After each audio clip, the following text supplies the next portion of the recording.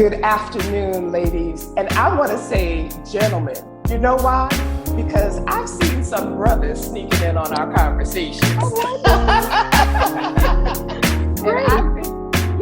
I think that's great. So I have to change my opening now. So good afternoon, ladies and gentlemen. Brothers, we appreciate your support so much. Well, we're here again, so excited. We've gotten great support from you ladies and brothers, and we hope that you will continue to tune in and join us. And for those of you who might be watching this the very first time, my name is Kim Bianca Williams, and I am going to be the host, and I am joined by my hashtag, my Naomi, who is also the co-pastor alongside with her husband, Bishop John R. Thompson, and together they provide great leadership for the city of Bridgeport. So I have the honor and the privilege of introducing to you, ladies and gentlemen, with a thunderous round of applause, Pastor Jenice R. Thompson. You're so sweet. Oh, thank you. God bless you. It's a privilege always to be on the platform with you. Oh, wow. We have been having such a tremendous time. These conversations are all a result of the study of the book of Ruth. And we are going to change gears today. We've been talking for the past 4 episodes about role modeling and the importance of it. And you all have been great with your feedback. And many of you have, acknowledged the fact that yes, role models are important, and I'm going to start seeking one. But I am excited. Well, not that I wasn't excited about, the other ones, but I am super, super excited about the next couple of segments. And here's why. Here's why, ladies. We're going to be talking about singleness. So go ahead, call your girlfriend. That's right. Share the podcast, because we are really going to unpack this thing about singleness. And I even have my journal. I'm going to be taking notes. Y'all got a journal? Y'all better get your journal. I'm going to be taking notes, because I know Co-Pastor Jenice is going to be just enlightening our hearts as she shares wisdom. So I don't want to talk anymore. Let me set the backdrop. Let me set the backdrop of how we're going to start out today. So as you all know, Naomi and Ruth both had a death of their husbands. And today we're going to talk about how women, you all ready for this? Let go of dead relationships. Now, when we think about the widow, that's challenging, right? Because that's truly a separation. But women can have dead relationships from bad dating relationships, dead relationships as in divorce, right? And in my mind, now I've never been a widow, but in my mind, being divorced could be actually harder than becoming a widow, because you have to interact still, especially if you have children. You have to interact with that partner.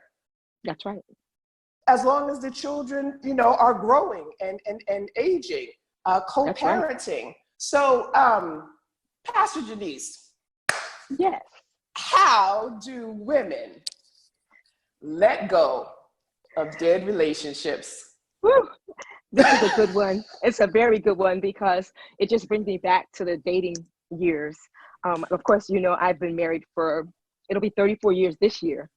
Wow. But yes, I dated my husband 11 years on and off. And a lot of times during the off times, not knowing that we would get back together, I had to make myself aware of the fact that it wasn't working and let go. And it wasn't easy by no stretch. We were young, I was 16 years old when we started dating. And I thought about the story of Ruth, how she didn't stay around the dead things. She could have very well stayed in Moab, but she decided, I'm going to move with Naomi because perhaps there's something better. But Orpah, remember, she went back. She stayed. Yes, she did. And I said, it's comical if you think of it this way, that Ruth would decide to stay with a husband who died, unless she was into necrophilia, she wouldn't be able to get anything out of that relationship. You know, everything that you did was going to be draining you because you would be pouring everything into. And just like today, if you're in a relationship that is not thriving, it would drain you because you're pouring everything in and not getting anything out. A dead relationship cannot fulfill you. And so I came up with, the anecdote to how I got through.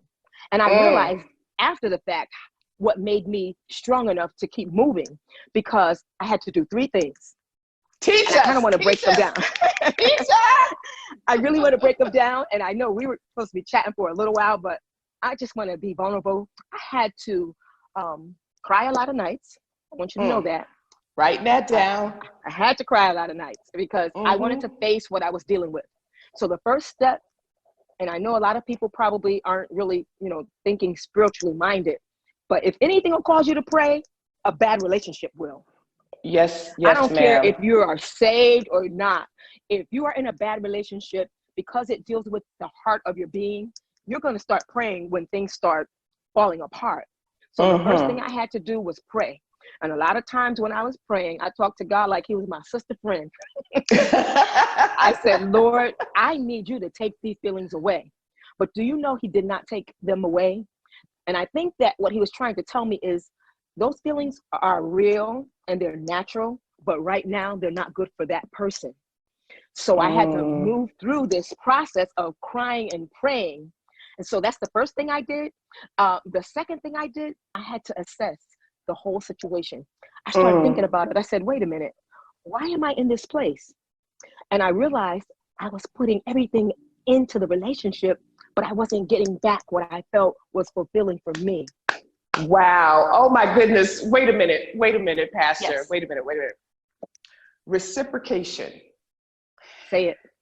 Can you open that up just a little bit? Because as women, we are so nurturing and we think it's our responsibility to give. And when we are not reciprocated, we're like, oh, well, that's okay. It'll be all right. Talk about that, please. You are telling the whole truth. One thing I've learned, unrequited love just doesn't work for me. If what you're putting in, you're not getting it back, the only thing you're doing is exhausting all of your emotions. And that causes you to lose out so many wonderful qualities that you could have for the next person. You know what I thought about too?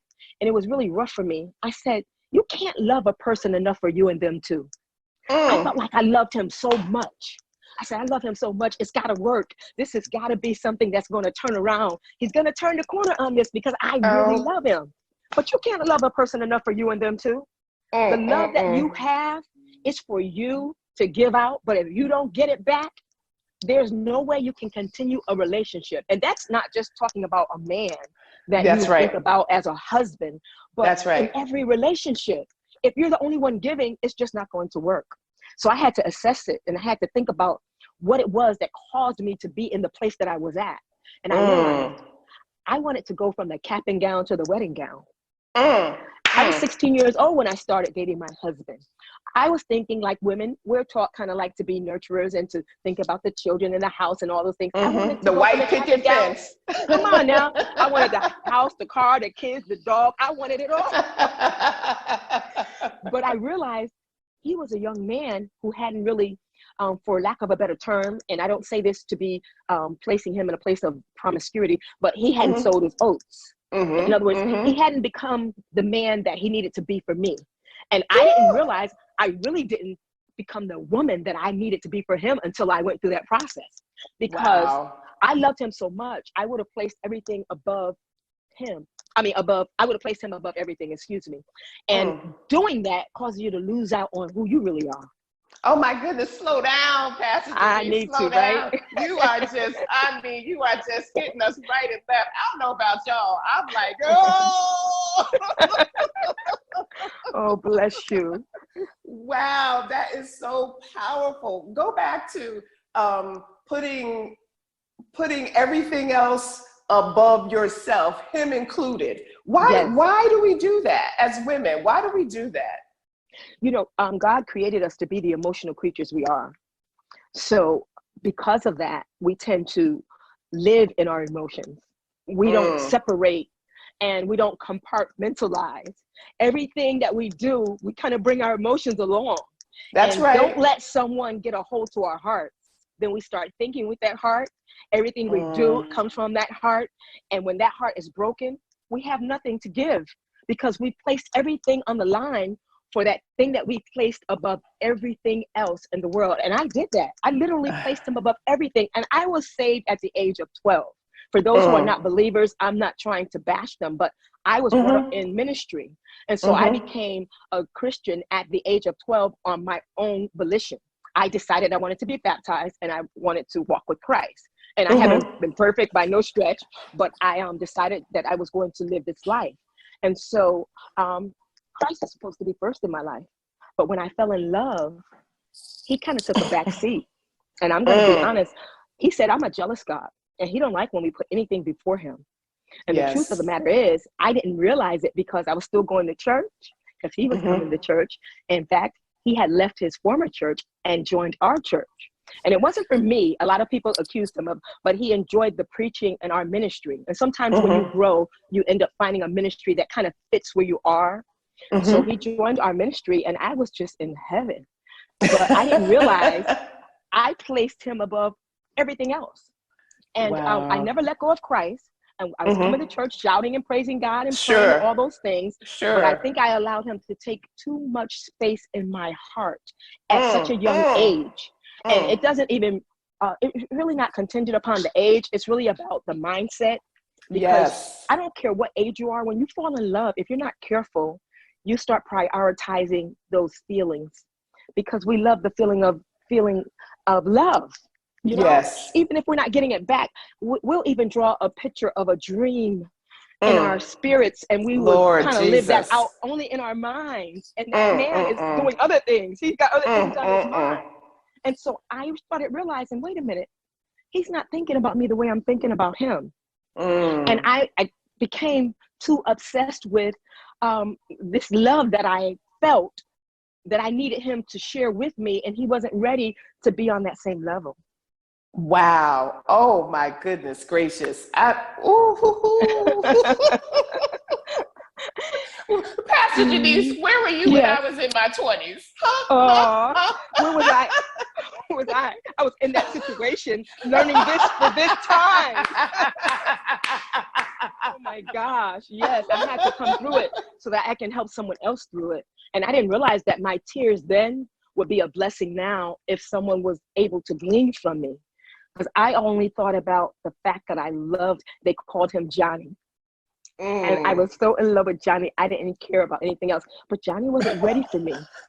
And the truth of the matter is, he loved me, but we weren't mature enough to understand it wasn't on the level that it needed to be in order to be married.